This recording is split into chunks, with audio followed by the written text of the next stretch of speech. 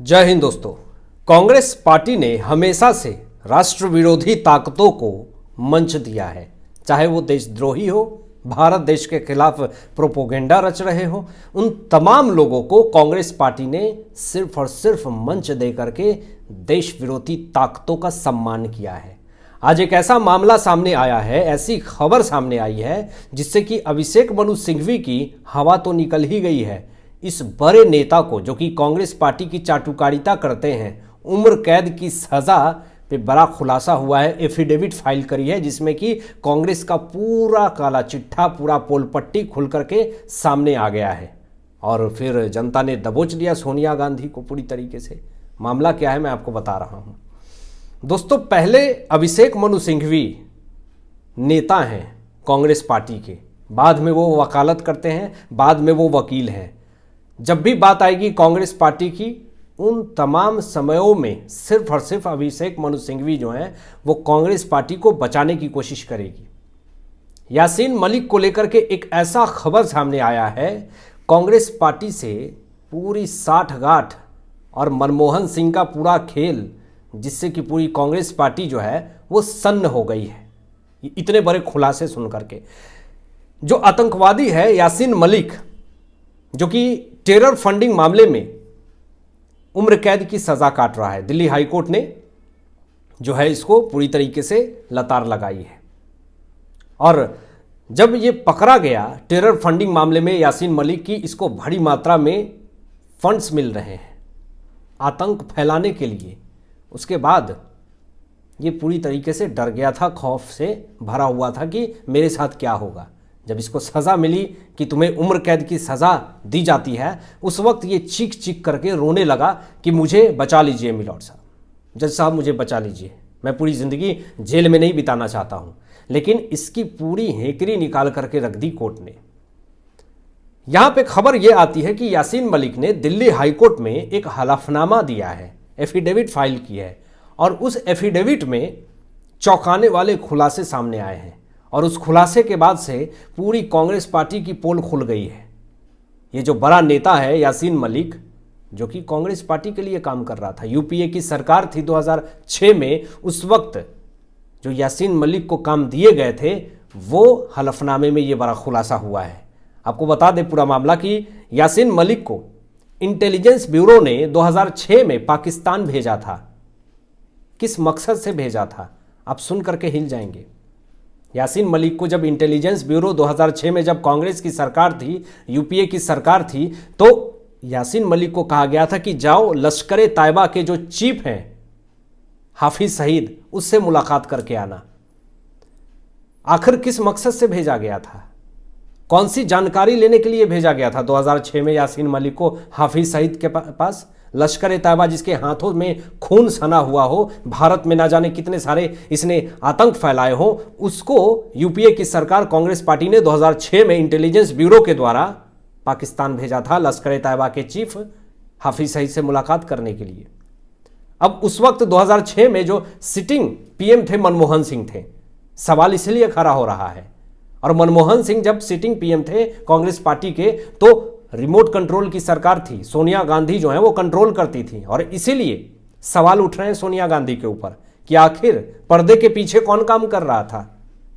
मनमोहन सिंह जब यूपीए की सरकार में जब सिटिंग पीएम थे, सारे इशारे तो सोनिया गांधी देती थी, ऐसा बयान दिया जाता है, ऐसे आरोप लगाए जाते हैं। तो जब यासीन मलिक हाफिज सईद से मुलाकात करके आया भारत, तो उस वक्त एक मीटिंग में थे मनमोहन सिंह। और जब ये पता चलता है कि यासीन मलिक आया है, तो उसको बुलाया जाता है। मनमोहन सिंह बुलाते हैं, मनमोहन सिंह से यासीन मलिक मुलाकात करता है और थैंक यू बोलते हैं यासीन मलिक को मनमोहन सिंह। आखिर किस लिए थैंक यू बोलते हैं? बीजेपी आरोप लगा रही है कि कांग्रेस पार्टी के द्वारा यासीन मलिक को लश्कर तैयबा चीफ हाफिज सईद से मुलाकात करने के लिए भेजा गया था, कुछ सीक्रेट डेटा लेने के लिए भेजा गया था। और जब वो सीक्रेट डेटा, वो मीटिंग पूरी हुई, जब वो भारत आए, तो इसीलिए मनमोहन सिंह ने उनको इंफॉर्मेशन लाने के लिए धन्यवाद बोला था। ऐसी ऐसी बातें सामने आ रही है दोस्तों। 2013 में यासीन मलिक जब पाकिस्तान में था तो उसे बड़ा डर था कि मुझे या तो आईएसआई नहीं तो लश्कर तैयबा जो है वो जान से मार देगा, खत्म कर देगा। डर और खौफ के मारे इधर उधर भागा फिर रहा था। हाफिज सईद को ये डर था, ये खौफ था कि ये भारत के लिए काम कर रहा है, अपनी जिंदगी बचाने के लिए। जब उसको खतरा लगने लगा कि मेरी मौत हो जाएगी, जब लश्कर तैयबा का जो चीफ हाफिज सईद है यासीन मलिक के पीछे आतंकवादी छोड़ दिया कि इसको खत्म कर दो, मार दो, अपनी ज़िंदगी की भीख मांगने के लिए, रहम की भीख मांगने के लिए यासीन मलिक हाफिज सईद के पास जाता है और हाथ जोड़ लेता है कि मुझे मरना नहीं है, मैं मरना नहीं चाहता हूँ, मैं भारत के खुफिया एजेंसी के लिए काम नहीं करूँगा, मेरी ज़िंदगी बख्श दो, आप जो बोलोगे जैसा बोलोगे मैं वैसा करूँगा, मैं भारत के किसी भी एजेंसी से संपर्क नहीं करूँगा।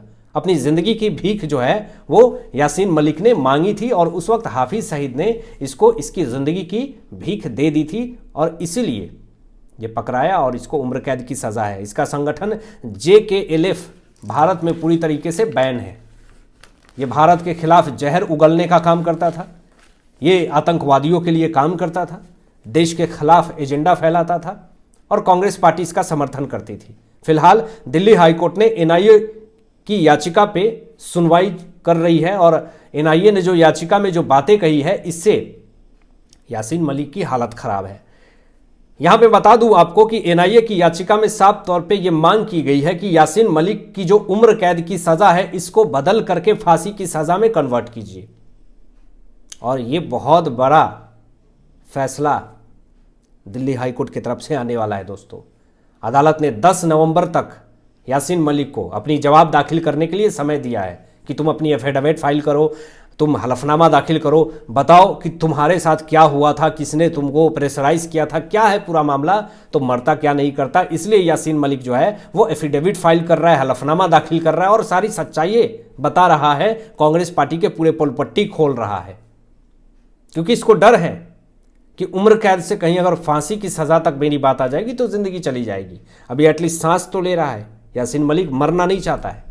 ये आतंकवादियों से मिल करके इसने साजिश रची। यासीन मलिक ने पाकिस्तान से आतंकी फंडिंग भी किया, इसने हाफिज सईद से गुप्त मुलाकात भी की, इसने कश्मीर में हिंसा तक फैलाया, कश्मीरी पंडितों को धक्के मार मार करके भगाया, उसमें भी यासीन मलिक का नाम सामने आता है। UAPA कानून के तहत इसे दोषी भी ठहराया गया है, आतंकवादी का एक्ट है ये। अब बताइए किस मामले में इसको राहत मिलेगी? नहीं मिलेगी। लेकिन ये किसके लिए काम करता था, इसने एफिडेविट फाइल करके ये बता दिया कि मैं किसके द्वारा काम करता था। और मैं आपको बता दूं कि कांग्रेस ने राष्ट्र विरोधी ताकतों को हमेशा मंच दिया है, जिसमें कि एग्जाम्पल मैंने आपको बताया ना, उमर खालिद जैसे लोग हो गए, चाहे यासीन मलिक हो गए, ऐसे लोगों को कांग्रेस पार्टी ने सम्मान दिया है। और हाफिज सईद से जानकारी इकट्ठा करने के लिए मनमोहन सिंह थैंक यू बोलते हैं, धन्यवाद बोलते हैं। ये बड़ा सोचनीय विषय है। अब आप खुद सोचिए कि ये लोग देश संभालने की बात करते हैं, इनके पार्टी के नेता प्रधानमंत्री बनने के सपने देखते हैं, लेकिन ज़रा इनके खुलासे तो देखिए, ऐसे ऐसे खुलासे जो कि देश के लिए बड़ा ही खतरा घातक हो सकता है। अब आपकी क्या सोच है इन तमाम विषयों पे? अपनी विचार व्यक्त कीजिएगा और मिलते हैं लेटेस्ट ब्रेकिंग एनालिसिस के बाद। तब तक अपना ध्यान रखें, ख्याल रखें। सत्यमेव जयते। जय हिंद।